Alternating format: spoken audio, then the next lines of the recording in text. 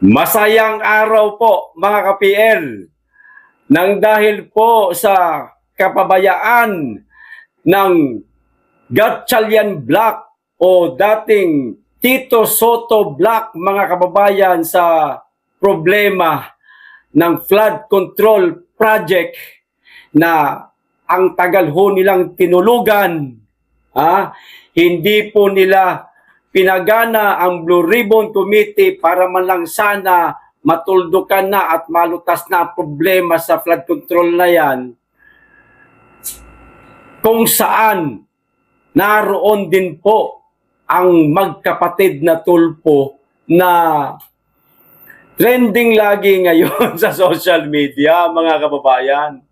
Binabanatan, dinudurog, minumura pa nga halos ng ibang mga kababayan natin Aba, meron pong isang lalaki na lumutang, mga kababayan.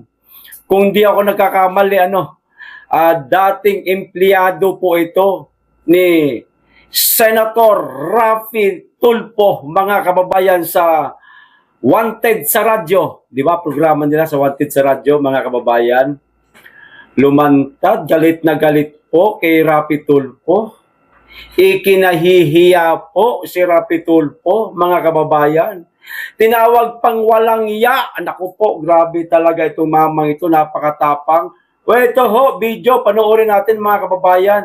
Nagpakita ho siya ng pruweba para hindi masabing fake news ang sinasabi niya. Pruweba na dati siyang parang empleyado po ni Raffy Tulfo kasi meron pong ibinigay sa kanya ng mga gawad katapatan ho, mga kababayan O di ba? Sa mga trabaho natin, mayroong mga ganun, mga certificate. Yung motivation ba, para ganahan ka magtrabaho.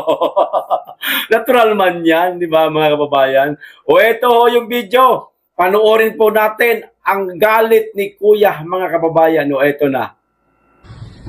Sabi mo na kung nakakot mo. Ito ay binigay sa akin ni Senator Raffy Tulfo ng gawad katapatan ng kanyang programang 92.3 Wanted sa Radyo. Plus ito, bilang patunay sa inyo, baka sabihin naman ng mga baser dyan, gawa-gawa ko lang ito, no? Ito, picture namin. Ayan at pirma. Ito kami, mga bats. At may pirma pa ni Tulfo yan, Nining Ataduran. At nabigyan pa ako ng award ng mayor ng Magalang, Pampanga. Yan, appreciate. Dahil sa kawalang hiyaan mo, Raffy Tulfo, at ikaw ay naging inutil sa Senado, sinira mong tiwala ko sa iyo at tiwala ng maraming tao na mamaya na bumoto sa iyo. Wala kang bayag na paglaban ang karapatan ng mamamayan. Ito, bilang patunay. Ayan, bilang patunay. Pupunitin ko. Nakakahiya ka. Nakakahiya ka. Hindi ka dapat naglilingkod dahil nung una pa sinabi mo, magunaw man ang mundo. Magunaw man ang mundo. Ay, hindi ka papasok sa politika. Ito, yan. Itong ano mo, itatapon ko, susunugin ko lang. Wala kang kwentang tao. Sayang, lahing Hapon ka pa naman, sinasabi mo. Ngayon, takot ka ba? Wala ka ng bayad, yung bayad mo napunta na sa mukha mo. Grabe naman yung napunta yung bayag sa mukha. Ay, dalawang itlog dito. Nakarambitin yung ganun Bakit po nabanggit ni Kuya, mga kababayan, na sayang, dating lahing Hapon ka pa naman? Kasi po, ibang pag-uugali ng mga Hapon. Naku, grabe po para sa kanila ang prinsipyo. Grabe po nila panghawakan ng prinsipyo. Ganyan po ang ugaling Hapon. Kita nyo nga yung iba kapag na-stress lang sila sa business, sa trabaho, kung ano man mga problema. Naghaharakiri nga sila ganyan po ang lahing Hapon na hindi po na-adapt ni Senator Raffy Tulfo. Di ba? Pinunit po yung mga litrato, mga kababayan. May pirma. Kita nyo May pirma. Patunay talaga na kilalang kilala siya ni Rapi Tulfo bilang isang dating empleyado, kung di ako nagkakamali. Ikinahihiya, tinawag pang inutil, o di ba? Dahil yan sa kapabayaan po, sa problema ngayon sa flood control project, na ang tagal po nilang tinulugan ng majority ni Soto pa nun eh. O ngayon, acting daw si Gatchalian, mga kababayan eh. Pero kanina sa interview, sa Blue Ribbon Tagay Committee. Parang mga nagtatagay lang eh. Ewan ko anong klaseng investigasyon yun. Sila lang po nagkwentuhan, apat na mokong. May napala kayo. May natutunan kami. May nakuha kaming magandang nagawa nyo kanina. Wala. kayo na naglulukuhan. Baka nga pinag-usapan nyo pa yung mga pinag-usapan nyo kanina. Ibig sabihin, baka nga pinagbitingan nyo na. Ito lang na lang gawin natin. Ito na lang gawin natin. Kasi wala naman tayo resource person. Tayo na lang magtanungan, magsagutan din. Nagtabi na lang sana kayo ng alak para mas maganda kwentuhan nyo habang nagpa-popcorn kami. Di ba mga kababayan? Balik po tayo kay Kuya. Sayang Kuya, yung mga natanggap po ninyo na mga award na yan. Sayang po, ako nangihinayang ho talaga ako. Walang kasalanan yung mga award ho ninyo kasi pinaghirapan nyo po yan. No? Ano man ang naging trabaho nyo, kay Senator Rapi Tulfo, pinagtuluan nyo po ng pawis at dugo yun, Kuya. Hindi lamang po sweldo ang dapat pinahahalagahan. Dapat yung mga bagay na yan, pinahahalagahan din yan. Sana hindi mo na lamang po sinira. Total may mga pirma naman po ni Rapi Tulfo, yung ibang mga litrato dyan, patunay din, meron kang mga plaque. Binenta mo na lang sana kay Boss Toyo. Yan. Nagkapera ka pa. Di ba? Pinagkapirahan mo na lang sana si Tulfo. Bahala na. Sige, sabihin na lang natin, 2,000, 2,000 bawat isa niyan. O di, kata paano, baka siguro 10,000 mabibili lahat yan ni Boss Toyo. Di ba? Parang ginawa na nating matagal nang nawawala si Tulfo. Katok. Kaya katok tayo. Hindi ho natin ninanais sa kapwa yung ganyan, hindi ho magandang ugali yan. Di ba? Dami nga nagsasabi dyan na sana matigok na lang daw yung bangag. Sabi ko, wag. Pangit yun. Pangit na parusa yun. Maganda yung unti-unti niyang dinadamdam yung kanyang mga karamdaman. Yung maiipot na siya sa higaan. Di ba? Hindi niya na kayang pumuntang CR. Marami namang nangyayaring ganyan. Di ba? Pagsisihan niya yung kanyang mga pagkakasala. Di ba? O di kaya pakulong. Pag si Inday Sara na ang presidente. Pero ito, mga kababayan, nakakapangamba. Totoo lang. No? Kasi marami na pong nagsasabi na parang malabo pong magkaroon ng eleksyon. Huwag naman sana. Sana umiral pa rin po ang demokrasya sa ating bansa. Mga kababayan. Balik po ulit tayo kay Kuya. Kuya, talagang galit na galit po kayo kay Senator Rapi. Kung meron ka pong iba dyan pa na mga na itatago mo, nagalit sa kanya, dagdag mo na rin, sunugin mo na rin, sir. Di ba, mga kababayan? Yan. Kapag isang taong walang prinsipyo, higit sa lahat, duwag daw, sabi ni Kuya, wala daw bayag. Di ba, mga kababayan? Kahit pa tulad na pinaghirapan ni Kuya ng mga plaque na nakuha niya, isusugal niya. Ibig ko sabihin, sisirain, susunugin. Kasi, una-una, nadismaya siguro si Kuya, mga kababayan. Pero, ikumpara natin sa mga taong, mga naging kaibigan ni Tatay Digong.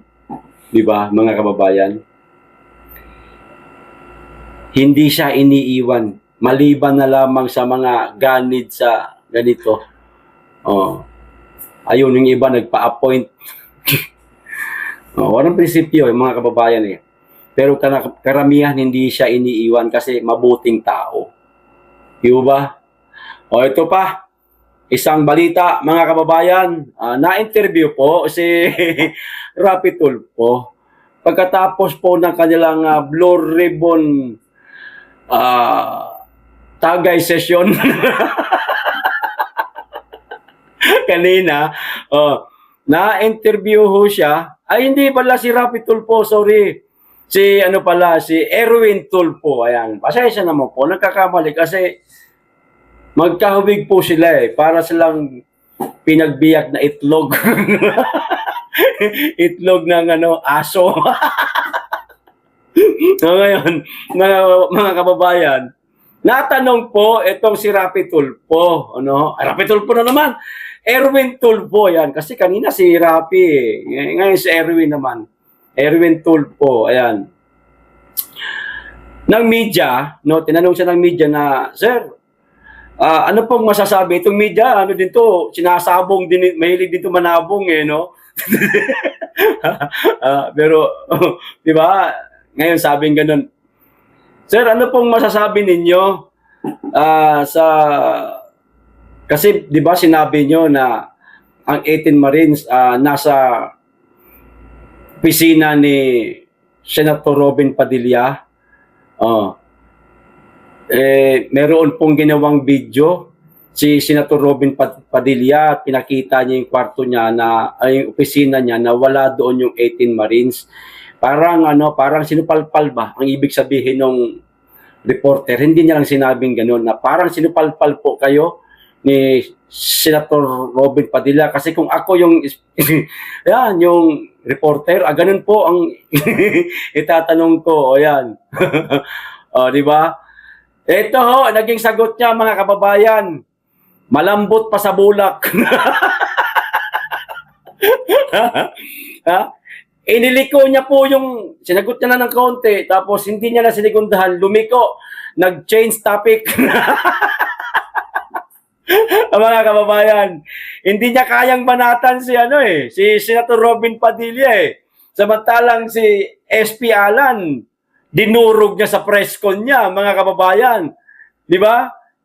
Talagang binastos niya.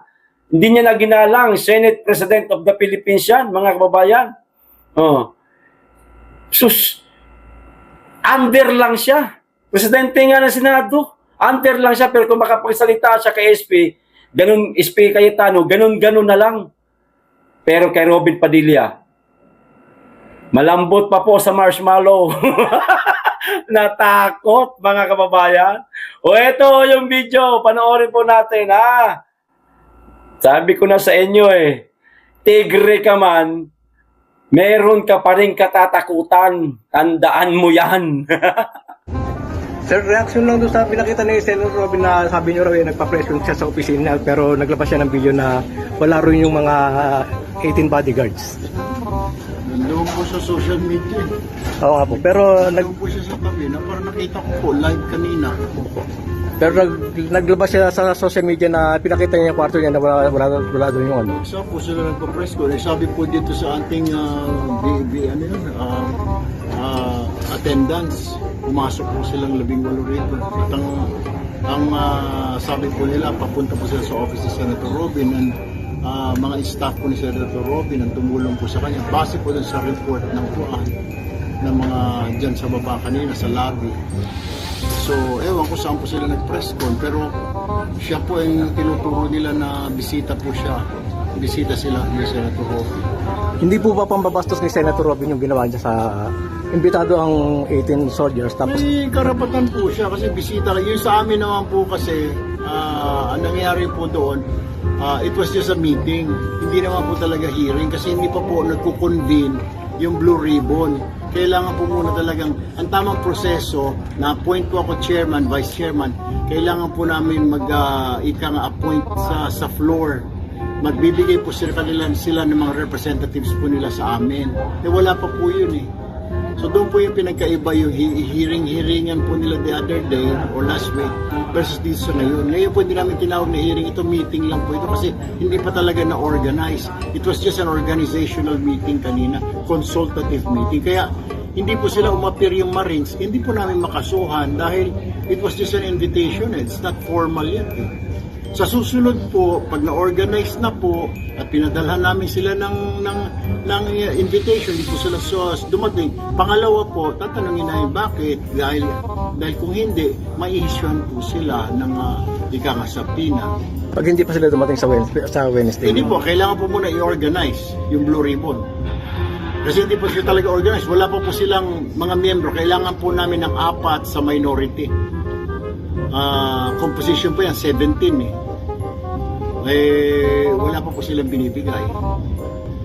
So kung hindi po kami makapag-organize, hindi po kami makapag-hearing. Salamat po. Sir, magpapayag po kayo kay Papayag po tayo sa Pasay, mamaya-maya. Sino po ang Sir, kailan planong next Yung mga nagsabi po na maleta, nagsabi ng human trafficking, Di ba? Malambot pa sa marshmallow, mga kababayan. Yung tanong hunong reporter patungkol doon sa video ni Robin Padilla. Na itong mga media pa, kukulit din to eh. Ano po reaction ninyo doon sa ginawa ni Robin na gumawa siya ng video dahil doon sa sinabi nyo na nasa opisina niya ang 18 Marines. Sabi ganun, sabay meron siyang nabanggit eh. Karapatan niya yun.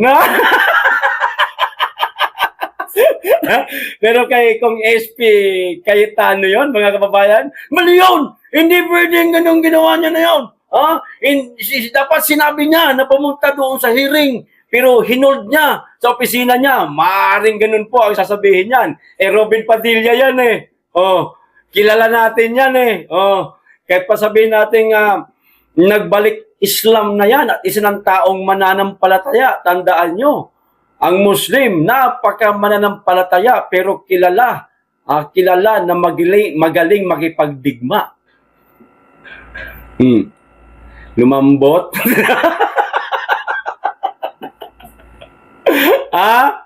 Ano na? Nakakita ka ng katapat? May video po si Senator Robin Padilla, mga kababayan. Ito po, panoorin natin para hindi niyo na po hanapin sa page niya. Okay? Ito. And also that is correct, is empowered to designate a vice chairman. So in the meantime, because Wala po dito yung 18 Marines. Wala po dito sa opisina ko. Wala po. Wala po sila dito. Wala po dito ang 18 Marines. Wala po dito. Si Drandre po ang nandito. Si Jericho. Asa yung bagong kasal? Wala. Honeymoon. Wala po dito yung 18 Marines. Hindi ko alam kung saan galing kay... Sabi ni Senator Erwin Tulfo, nandito daw.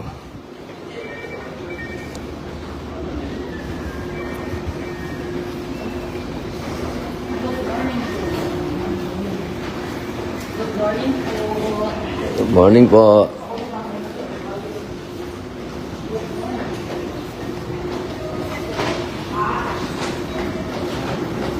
Hello po.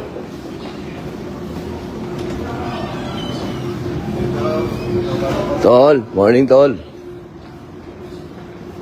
Hello, Tol. Morning. Good morning po. Oops!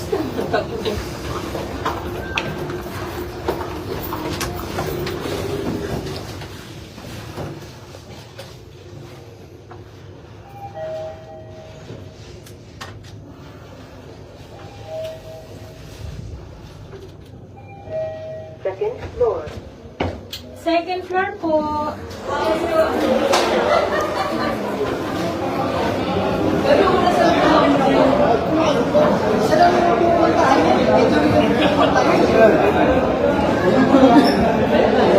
Tol. Pumasok na ba? Tol, pare ko, kamusta ka? Nandiyan na ba yung 18 Marines? Wala. Asa baba? Teka, susunduin ko muna. Eh, sabi kasi, nasa opisina ko, wala pala rito. Wala.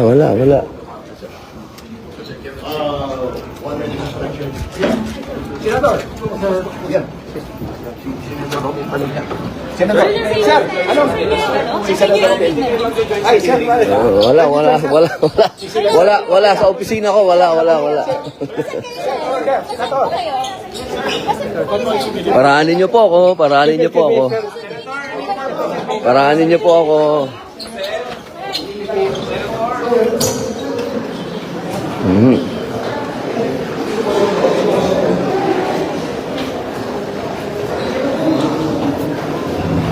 Matapa ka, tol, ha?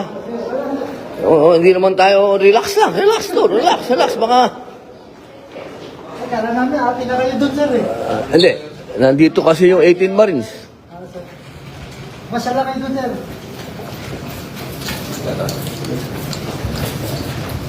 Yes, sir. Sir, magandang umaga po. Yan, sasamahan niya, sir. Sir, natin sila hearing. Ha? Tatanungin natin sila. Parehas tayo magtatanong.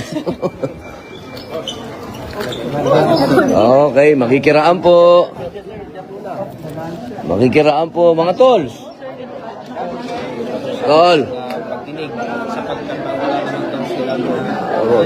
Attorney. Ano ba nangyari? Kayo papasukin? Anong problema daw? Ay, sir, morning. Ano ang problema po? Tapusin na natin. BMF, ginagawa na natin. Okay. Ba't ayaw pa akitin sa opisina ko? Sir, pwede. Ganun? As BMF. Okay. Kasi bisita ko sila eh. Dapat yung bisita ng senador, hindi hinaharang. Sir, 10 pa lang. 10 pa lang po. Tatanungin po natin sila. Opo. Open yata kayo? Ha? Saan? Sa hearing nila?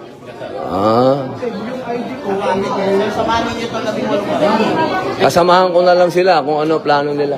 Sir, Robin, nakinig po kayo sa hearing. Sir, Robin. Hawak mo. Sir, akit po kayo sa hearing.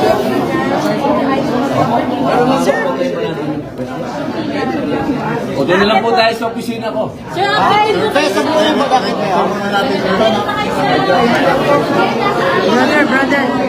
Di ba, mga kababayan? Pinakita talaga ni Robin Padilla. Sinupalpal siya para sa akin ha. Sa mga marunong mag-isip, sinupalpal siya. Kasi binanggit-banggit niya si Robin Padilla na pumunta daw sa opisina ni Robin ng mga 18 Marines. Di ba, mga kababayan? Ngayon, nilakad ni Robin Padilla papunta session hall. Naka-live siya. Binidyohan niya pa yung session hall. Sumili pa siya. Siguro nakita siya ni Erwin Tulfo, mga kababayan, sabay pinukpok yung sandali lang, relax muna tayo. Cut yung video, pak. Standby nakalagay, di ba? Mga kababayan. Natakot siguro, baka akala niya papasukin siya ni Robin Padilla, babanatan siya on air. On air, on live, di ba? Natakot, sandali, pukpok sa martilyo pak. Sandali lang, relax muna. Standby, sabi nung monitor asa may screen. Hindi natin alam, mga kababayan. Ayan, ang lambot niya. At ang isa pang nakakatawa na narinig ko, tanong ng isa pang reporter, Sir, kailan po ulit meeting? Meeting na. Hindi na po Blue Ribbon committee. Meeting na. Kung ako yon sir, kailan po ulit sunod session? Session. O, pag sinabi niya, no, sa susunod na linggo, ako na bahala sa pulutan, sir. Ganunin ko talaga yon mga kababayan. Kaso hindi ho tayo no? Hindi naman siguro magagalit yun magagalit siya. Daming camera. Di ba? Napakabalat sibuyas na naman. Di ba, mga kababayan? Eto, ikukumpara ko lang po, mga kababayan, ang nangyaring Blue Ribbon ko, ewan ko, Blue Ribbon tagay session o Blue Ribbon, chismisan. Ang ginanap po na Blue Ribbon ng Cayetano Black, mga kababayan, kita niyo naman po ang nanonood. 103.3K. Mababa pa po ito. Meron pang mas mataas dito, mga kababayan. Ang dami pang mga nanonood. Nandyan si Senator Bongo nanonood. Si Bia Binene, artista to, di ba, mga kababayan? Si RM Ozom, Sare, ewan ko, di ko kilala yan. At saka si si Rodante Marcoleta nanonood, mga kababayan. Nakaano din pala si senator, mga kababayan, sa tawag nito, sa live stream nung sila ay nagsagawa ng Blue Ribbon, di ba? Pero yung Blue Ribbon po nila kanina, ayan. See? Pang-vlogger lang po ang views. 7,400.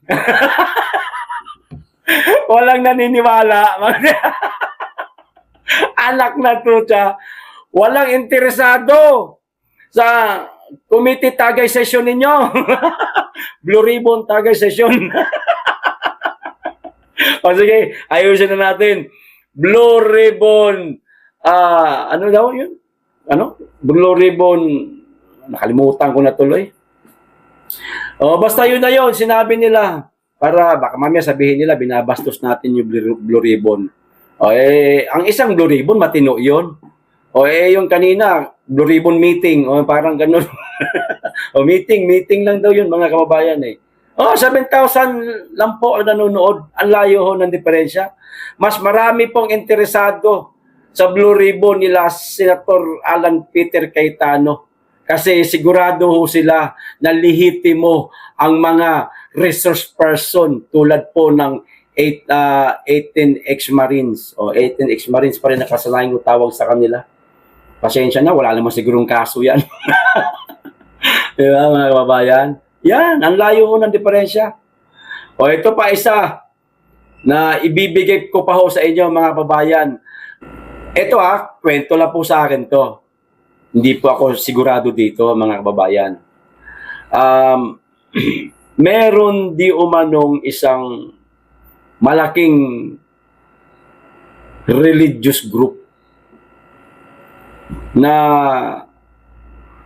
magsasagawa din sila ng kanilang rally, mga kababayan. Dahil po dito sa flood control anomaly na ito, mga kababayan. Wala pong sinabi sa akin kung anong klaseng relihiyon Basta ang sabi lang malaking religious group. Baka ka mga Katoliko yan. Naloko na. Yung mga pare nila makabangag Ang daming pare na na mga may pare nga nabigyan daw ng ng sobre, di po ba, mga kababayan? Daming mga pare na makabangag ang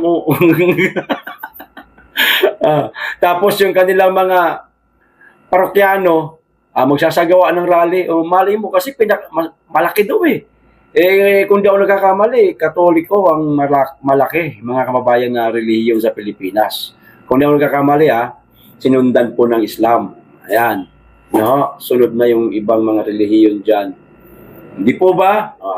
Mag-antabay po tayo kung gaano po ito katotoo.